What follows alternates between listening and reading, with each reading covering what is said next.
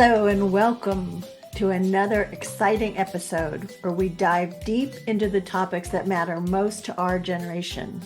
I'm your host, Wendy Green, and today we have a very special guest joining us.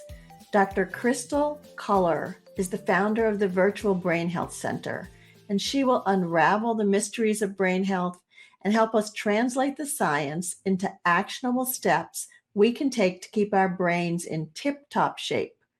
In today's episode, Dr. Culler will discuss how the definition of brain health has evolved over the years. We'll explore the crucial connection between brain health, mental health, and cognitive health.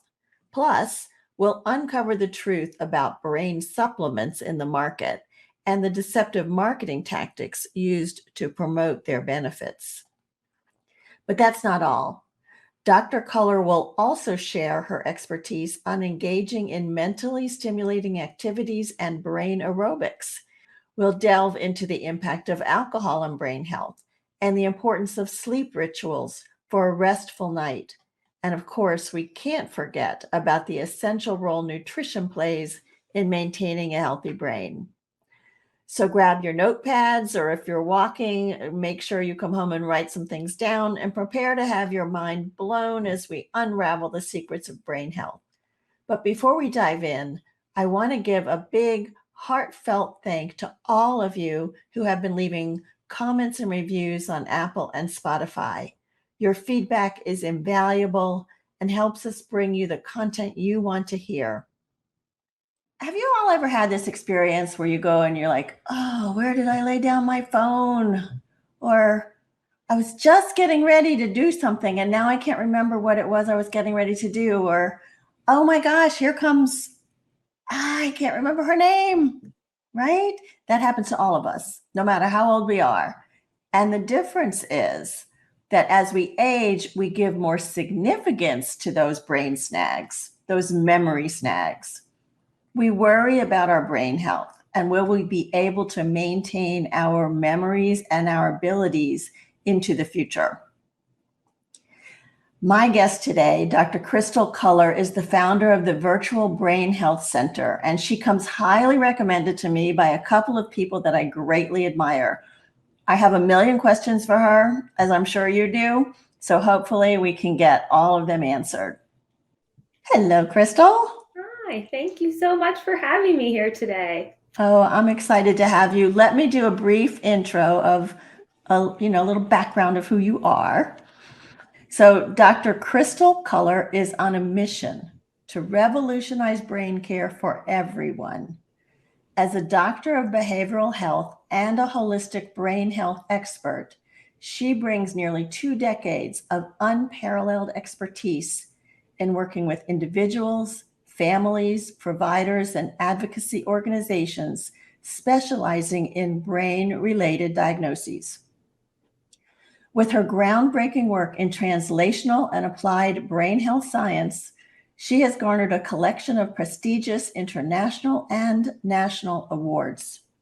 Her innovative brain health programs and services have left an indelible mark locally, internationally, and globally. So welcome, Krystal. Yes, thank you.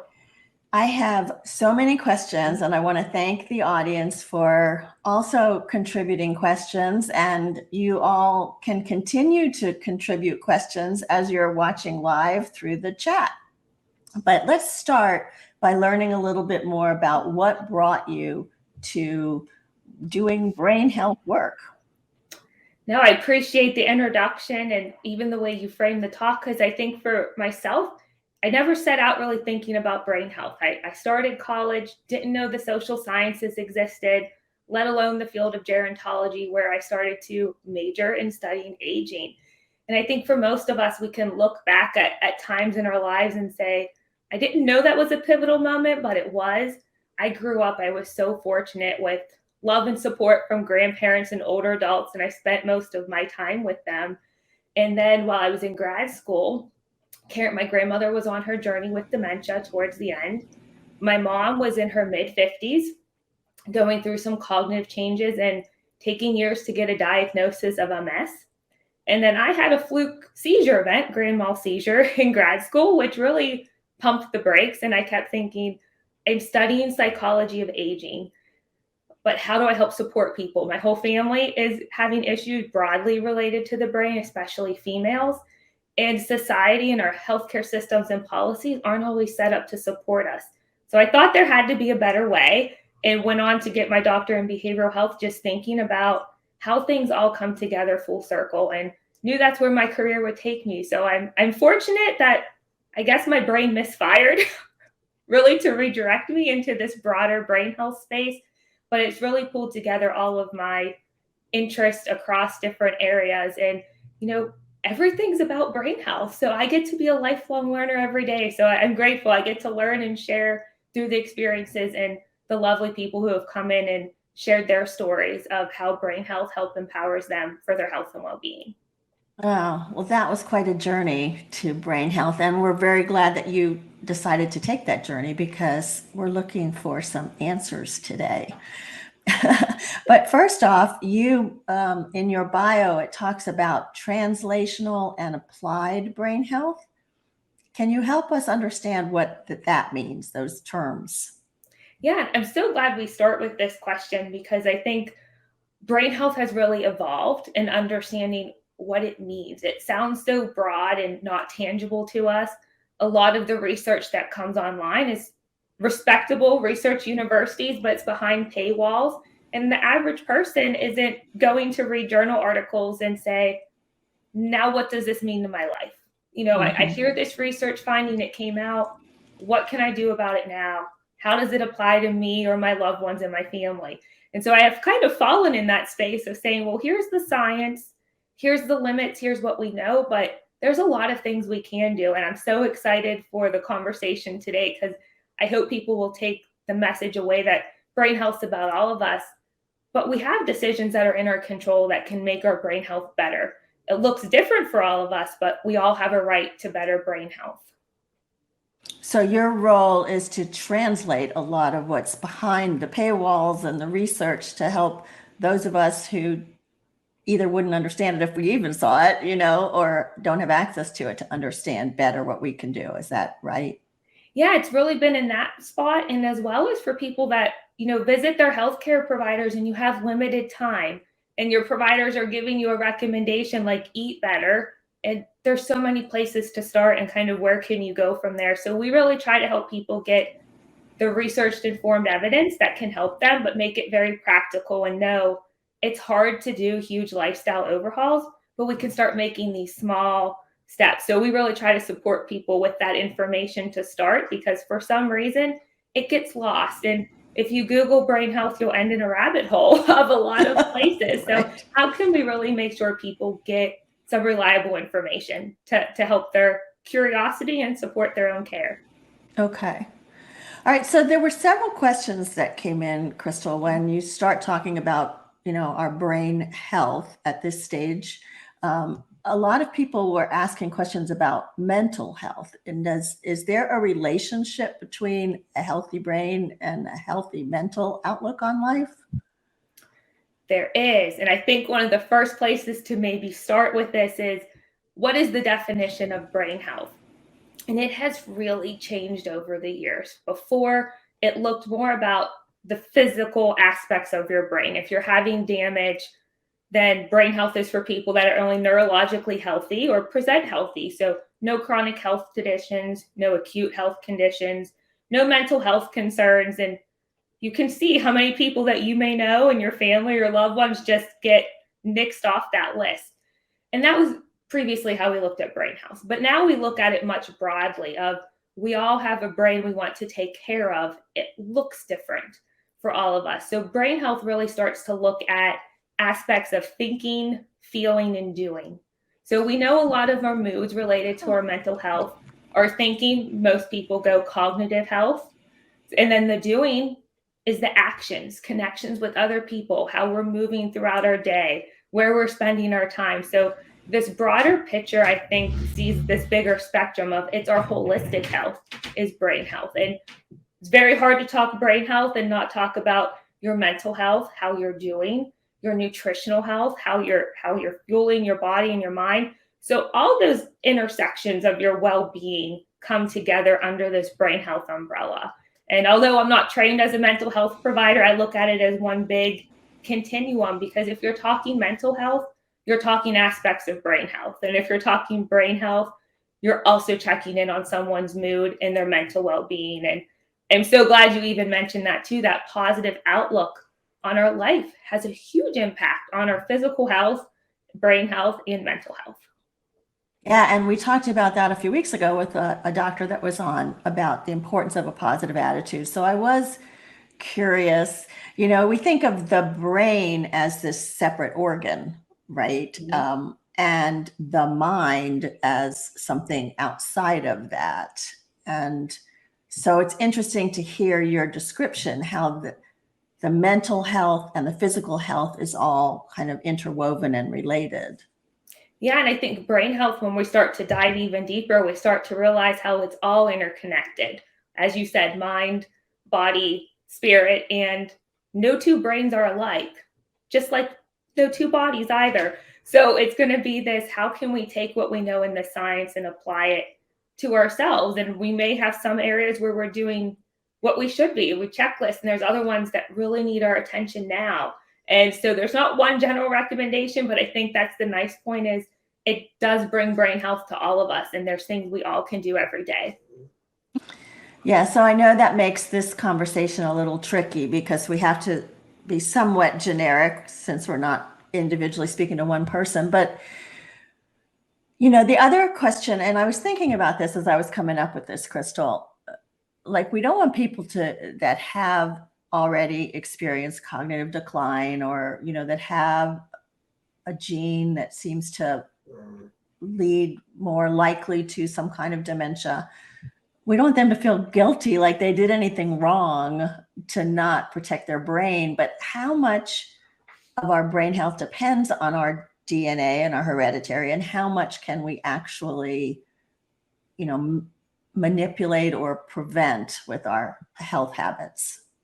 Yeah, I'm grateful you brought this up, because it's not a perfect science. We hear brain health, but we know it's not perfect. Where people who have had high levels of education or lots of volunteerism, as you said, end up with some type of brain-based disease, or one of the broader dementias, or even Alzheimer's disease. So if we think about brain health, it's 90% lifestyle, 10% genetics. Really? And I'm glad that was your response, because usually it goes one of two ways, where we can feel a little more empowered about the things we can do. But then also on the genetic side, the field of epigenetics is changing so much. And much like you said, the lifestyle can sometimes offset, if we have a genetic predisposition, when those symptoms come online for us, or when they present. And then it gets complicated, because sometimes we have these genetic risks and the lifestyle still doesn't help us buffer. You can think about some people that have that for high blood pressure and heart disease. You're living a healthy lifestyle, and there is this role that genetics does play. So how do we keep that in mind for everyone? So I like to say it's that one rule of thumb: 90% lifestyle, 10% genetics. That is really empowering. And I'm glad to hear you say that. Yeah, thank you. When was the last time you took a trip where you learned some things, met interesting people, and had the level of adventure that felt just right for you?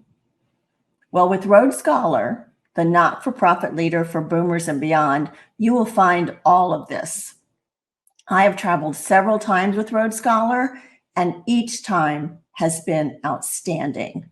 So check out all of the amazing travel opportunities, both within the US and abroad, and sign up by going to rhodescholar.org/heyboomer. And if you use the /heyboomer, it lets them know that you heard about their travel services from our show. And have you downloaded the Life Vitality Assessment yet from the heyboomer.biz homepage? If not, what are you waiting for? This short assessment will validate what you have been feeling about your energy levels and your desires to feel fulfilled as you move through this next stage of your life. So check it out now and start to make some adjustments based on the feedback that you get so that you begin to feel more fully vitalized.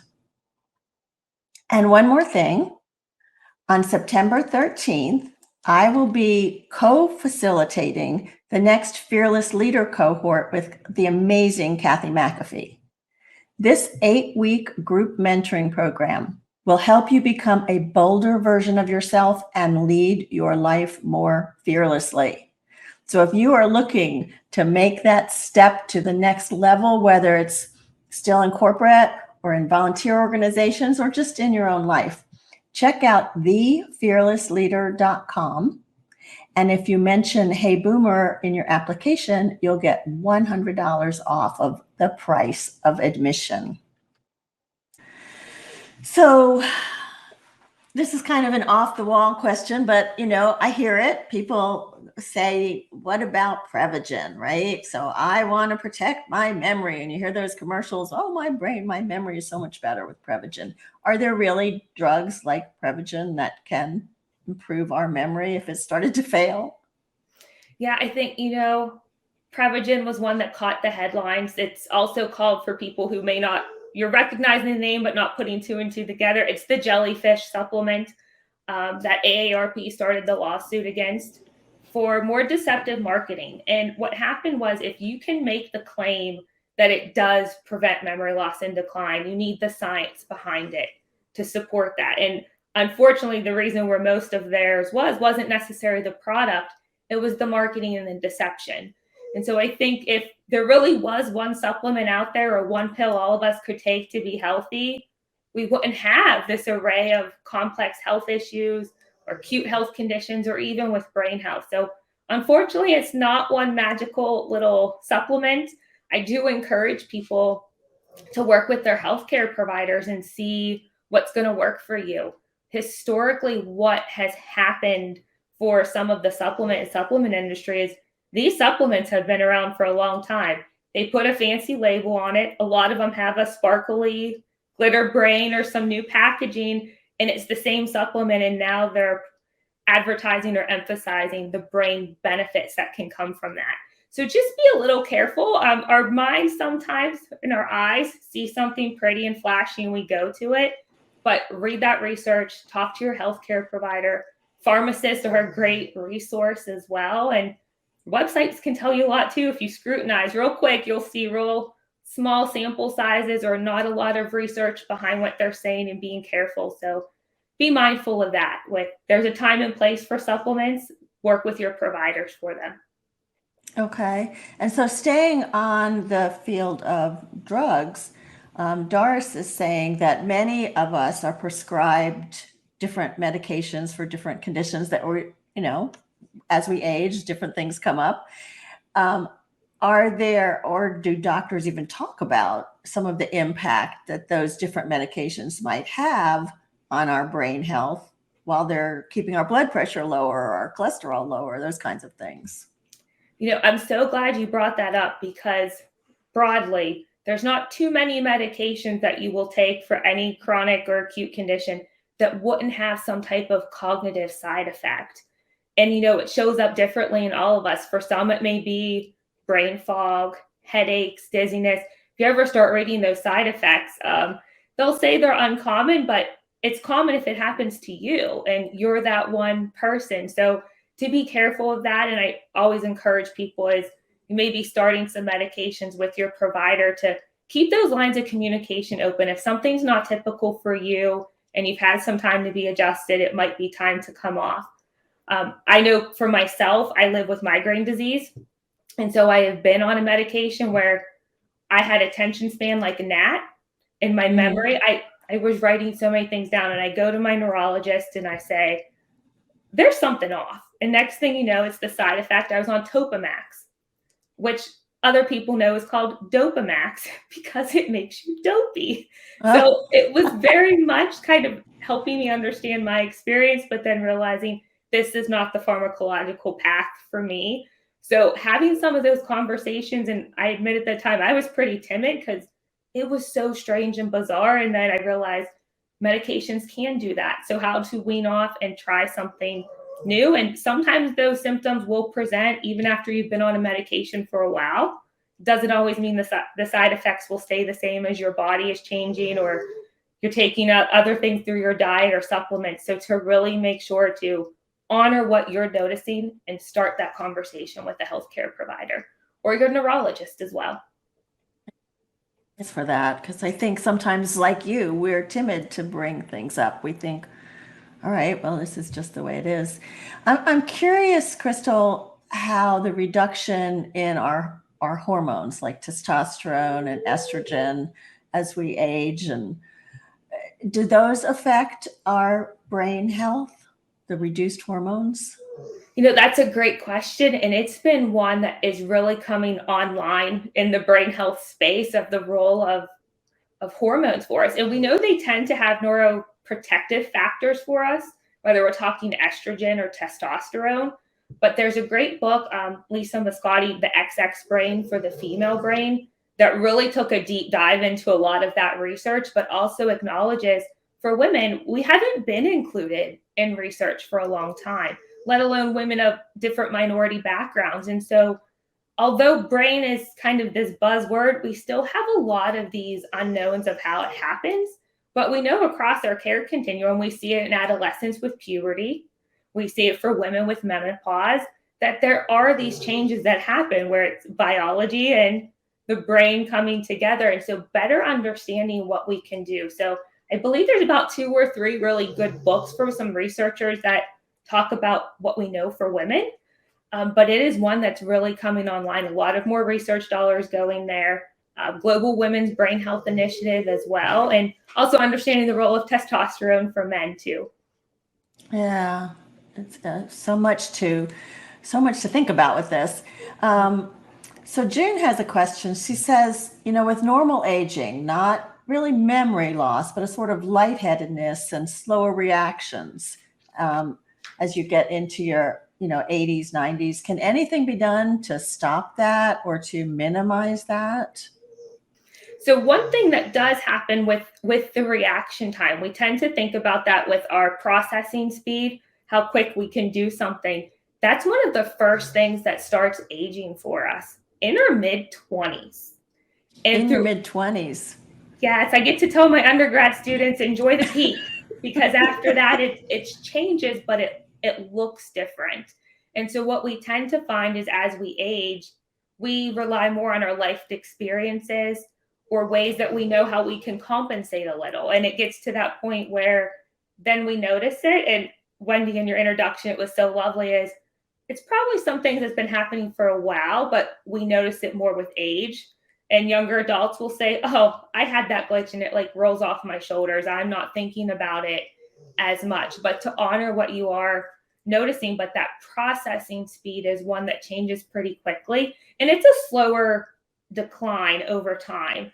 But you will see a lot of the brain games and some of the cognitive tests really target that processing speed, and our reaction times is something we know that's this normative age change. But there are some ways we can do some things to tune it up a bit.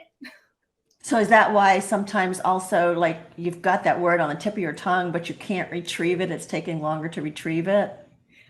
I love that question. That's called the tip of the tongue phenomenon. And a lot of us you're pointing to your tongue, and we study it in psychology of aging. But what we tend to find is as we age, we still can resolve around 90% of the tips of the tongue. What happens is it just takes a little longer. Oh, that movie with that actor with the dark hair, right? And you can visually start to see the movie and you're playing it out. It's when you're doing those cues and those prompts, if you can resolve 90% of them, that's still pretty good accuracy. And so just to keep that in mind, but it's a well-documented phenomenon, like you mentioned earlier, so worldwide, all ages. That's so interesting because, and like I said in the beginning, we always think it's worse now that it happens when it happens to us as we're older. All right. So some of those things you alluded to, that we can do to improve the processing speed or maybe the tip of the tongue things. Is that like doing crossword puzzles or challenge, Wordle, those kinds of things? I'm so glad you highlighted some of the most popular ones we see for, brain stimulation or cognitive stimulation. You'll hear it called pretty much any different thing with the word brain, neurocognitive, and then the second word tends to be something related to fitness, engagement, enhancement. And we're talking about the same thing, some type of mentally stimulating activity or exercise where we put in our time and investment, and it's not something we can easily do. If it's something you can do very easily, you're not hitting that right level of challenge. So I try to tell people you want three things: something that's new, something that's novel, and something that's challenging. So that idea of making your brain sweat is kind of the visual. I say you want to go in and you want to try those brain aerobics about 20 minutes a day total, to get some good mental stimulation. And for crosswords, if those are your go-to, that's fantastic. You might use that to pass the time. It may be more of a relaxation strategy. That's not going to be the item you choose to get that brain fitness component. That might be where you want to switch to something numbers based, visual based, or computer based, something completely different from words and letters. So I always joke that for me, that's Sudoku. I'm up to a 6x6 square, and I am so impressed when I see these very advanced books of someone else, but that's where I'm at, and that's okay. I'll keep learning and keep progressing, but that's where I know that will challenge my brain. So what do you mean by brain aerobics? What does that mean? Yes, it's the idea of stimulating your brain, some type of intentional fitness. So you probably have a workout routine, to exercise your body, but do you allocate 10 to 20 minutes a day to work out your mind?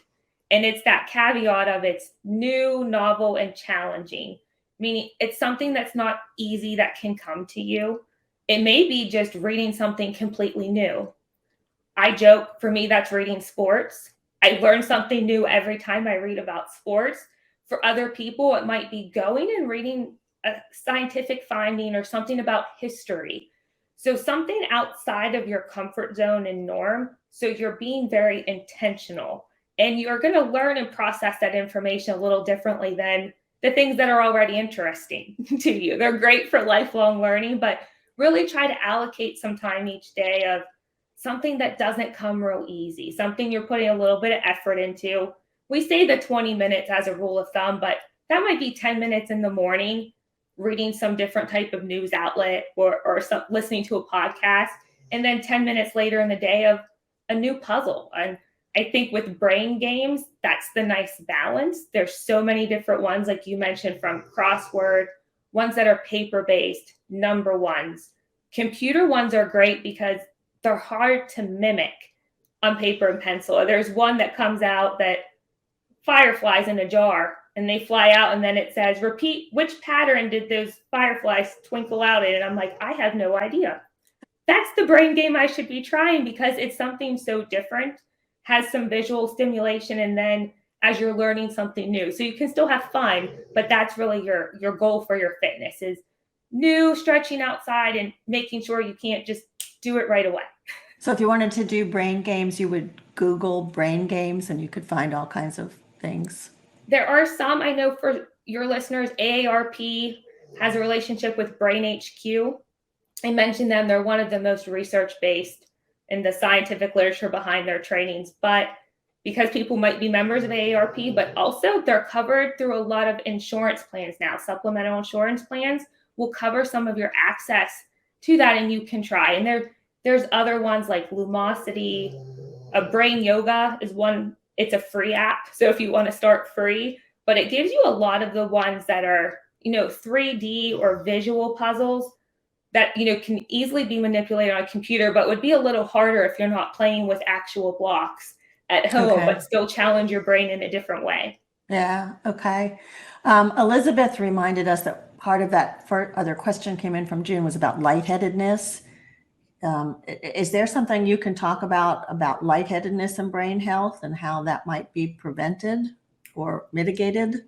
Yeah, I haven't seen that come directly in the conversation, because usually it tends to be a symptom of something else that you're working on, whether it's chronic health sometimes blood pressure. There's a whole bunch of things as well as medication. So if you're noticing that, to notice if there's a time of day, where it occurs, the duration of it, maybe what's happening before, so you can have those conversations with your provider, because a lot of times that information is really helpful to help them find out some treatments or some other modalities that could be helpful. Or as you said, it might be looking back at something you're doing. Or before, I used to have issues with my blood pressure and I couldn't get right up out of bed in the morning. It was way too low. I'd bottom out and I'd fall on the floor.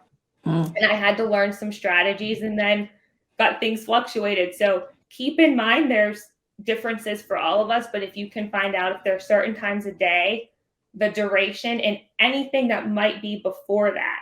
Sometimes it's sleep, napping, sitting a long time, what's happening, so you can help give your provider those important details.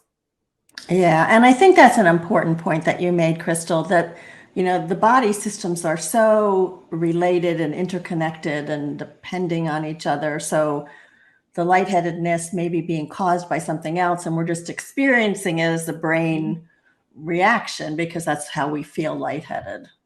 Yeah, okay. But you did mention sleep, and I know that as we get older, sleep tends to be more interrupted and more difficult, and we're up and down through the night. How important is it to get a good 6 or 7 hours of sleep every night to keep our brains healthy?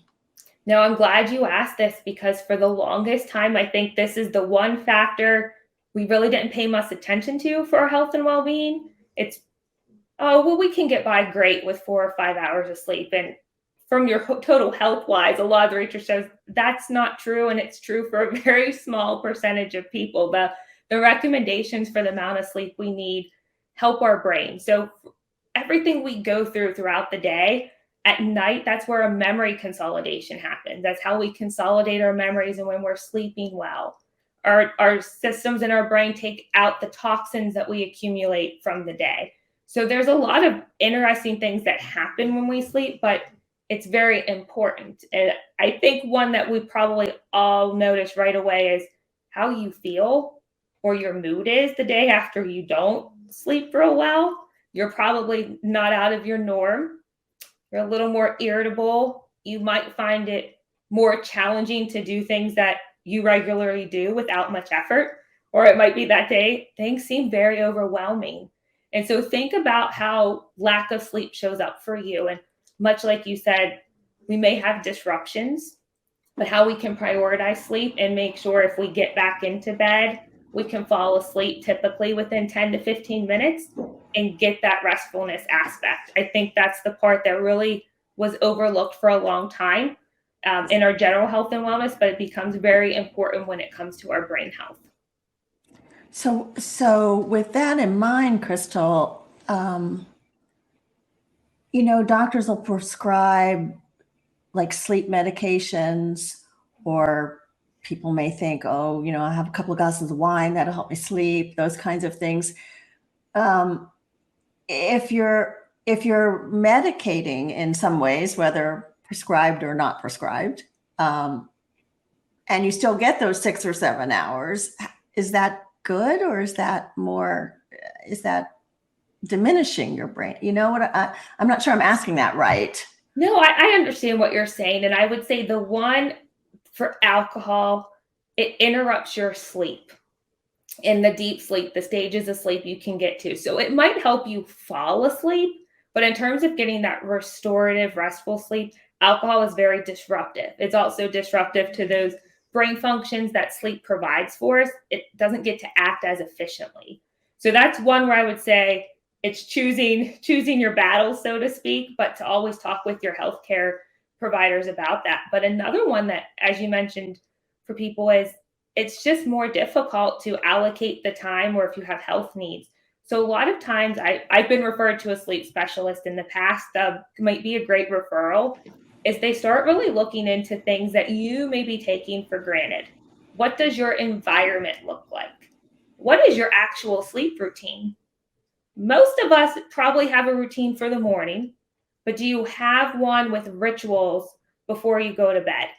And a part of that is it's very disruptive for most of us to go from watching some high conflict movie to then just go roll into bed. Yeah, There's no. just, you've been so stimulated, you've seen the screen, your emotions were going up and down in the movie if you're really captivated, and then you're trying to go to sleep. So you might not realize that some of the things that you are just doing as part of your routine aren't giving you the benefits before bed. So sometimes it's looking at your routine modification. Important one's the environment you're in. You want to be able to go to sleep when you get into that bedroom. You want it to be comfortable. A lot of times cooling. There's a lot on temperature.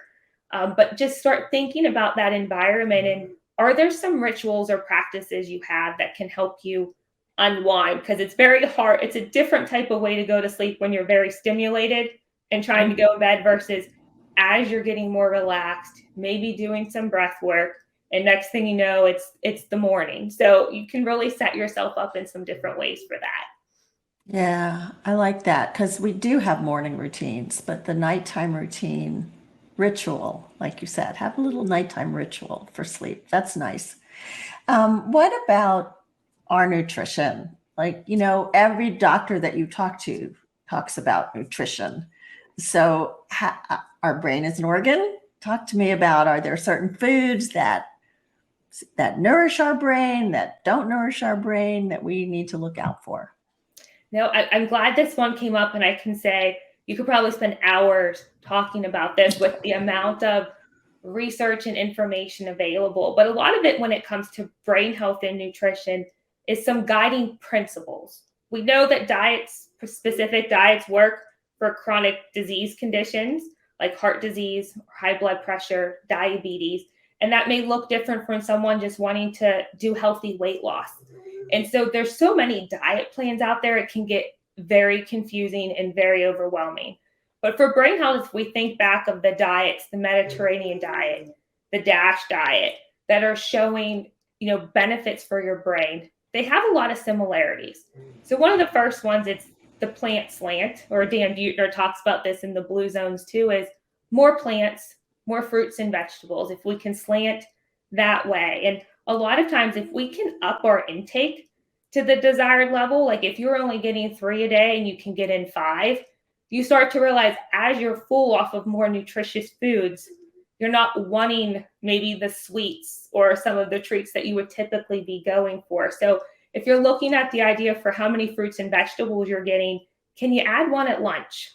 Make that stick with your routine, and then maybe sprinkle an extra serving on there at dinner if you're already eating vegetables. Can you do 2? How is this looking throughout your day? So a lot of it is whole fruits and vegetables. The other part is simply shifting foods that come from a package to those whole foods. So if there's alternatives you can have when you're wanting things that are packaged, it has a lot of not so much nutritional benefits. There's a time and place for them. But if you're realizing you're eating a lot of things from food wrappers and that's your norm, is can you get to the more whole foods from your rich greens, your fruits, your vegetables, your whole grains? And how can we start to add those in and limit some of the sweets and highly processed foods? Is I think some of the main ideas of those diets. And the third one I'll point out, because I think a lot of us overlook this, is hydration. A lot of times when they say if you're real hungry, if you drink a glass of water, it's not cliche. It's actually figuring out you're dehydrated. And we know that our quench of thirst is one of the things that deteriorates when we're aging. And so typically, even now, but if you're feeling thirsty, you're about 1% to 2% dehydrated already. So you're already at a deficit. And if you think about that feeling of thirst for adults, I've seen statistics where sometimes it almost doubles that 1% to 2%, just because you're not getting that sensation. So thinking about how to be intentional with adding water and hydration throughout your day, with the caveat of when is that cutoff time in the evening if you want good sleep. So watch the water intake and caffeine late in the afternoon. Right. Otherwise, you're up all night. Yeah.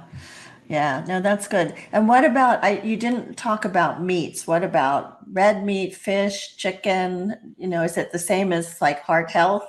Yeah, I would say a lot of it is very similar. If you're following heart healthy diet, you're following the recommendations typically for your brain.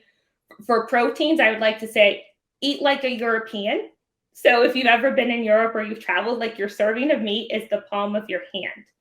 It is not our US American steakhouses and the dinners we tend to get. So think about it that way and you want rich, lean proteins. The best, we all have different differences or needs and preferences. And you want the healthy fats from fish, as well as tree-based nuts. So if you think about it, a walnut looks like a little brain. You want tree nuts. So a walnut is a perfect brain food.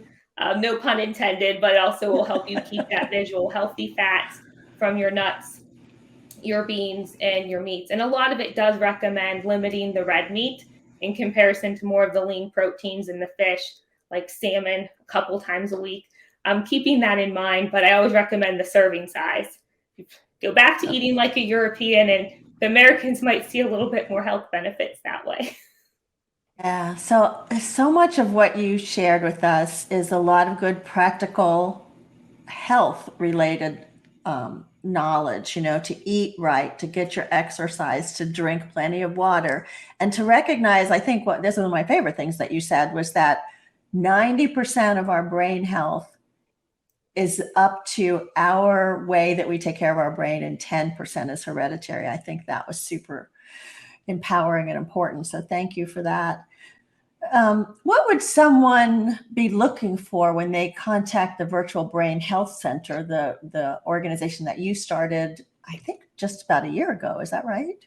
Yeah, we launched during the pandemic, and it was really in a response to people wanting to know about brain health and how can we get people information and support. So we have a resource page on our site if you're looking to want to do a brain health virtual test, kind of see, we've talked different areas of brain health, where you're doing great, where you can improve and get some recommendations. There are some free online assessments. You can do that to kind of start your journey or to pick your priority area under this big brain health umbrella. And we work with a lot of other industry partners, researchers to bring different aspects of brain health to people through a lot of educational programs and events. So we aim to be a one-stop shop where you can get some information about brain health, but find other resources that are freely available to you on the website to support your learning journey. Yeah, so Krystal's site is it's virtualbrainhealthcenter.com. And there is a contact button there. So if you wanted to reach out to Krystal specifically with specific questions based on what you learned on the podcast today, but we weren't able to answer, it's virtualbrainhealthcenter.com. Krystal, I always like to ask if there's a takeaway. So what does the science show us about how we can protect our brain health going forward? I would like to say I think there's two general guidelines I can recommend, and this comes from a question that I was just asked by someone last week. What's the one thing for brain health? There's not one thing. The general guideline is for all of us to do one thing better each day for our brain. And we know when we start building those small habits, it leads to this bigger lifestyle impact and change. And so start thinking, what's your one thing a day where you can make a better decision for your brain? Is it getting that glass of water in with your medications in the morning? Is it spending that time learning something new? What's the one thing? And keep moving forward on that path. And the journey will look different for all of us, but it's lifelong. We have one brain, so let's protect it together. We have one brain. Let's protect it. Absolutely. Thank you. Yeah, Audrey, just one last comment here. Audrey says the nutrition part is so interesting because I went carnivore 4 years ago. She's 69 and her brain has never worked better. Animal fats and cholesterol are so important for our brains.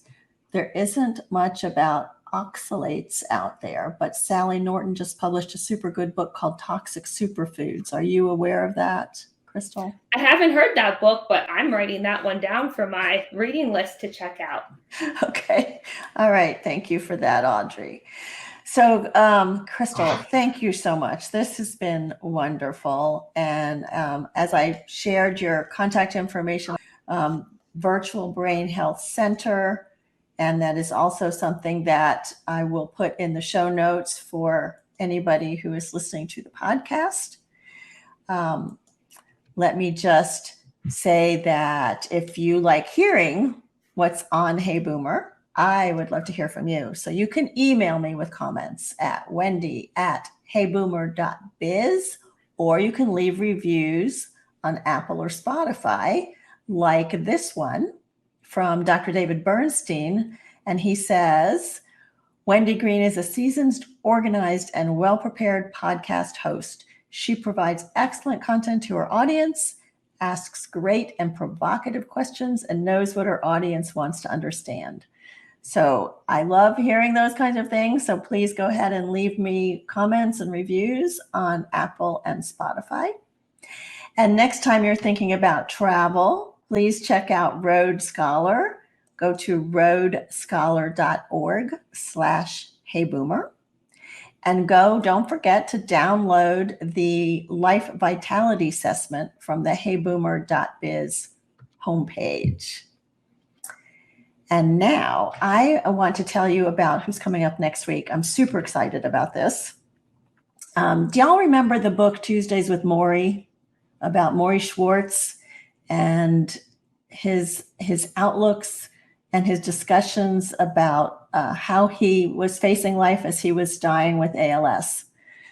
So what I'm going to encourage you to do is take it out and read it again before next week's show, because my guest next week is Rob Schwartz, who is Maury's son.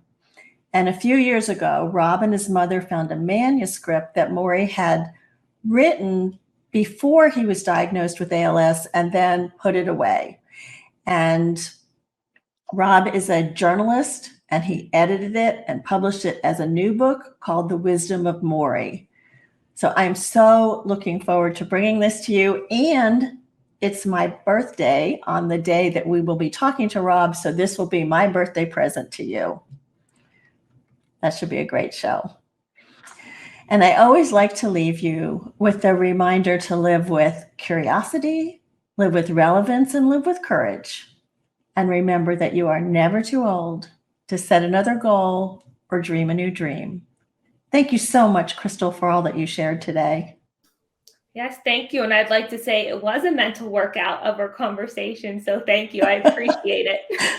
Good. You had your brain aerobics today. All right. Bye.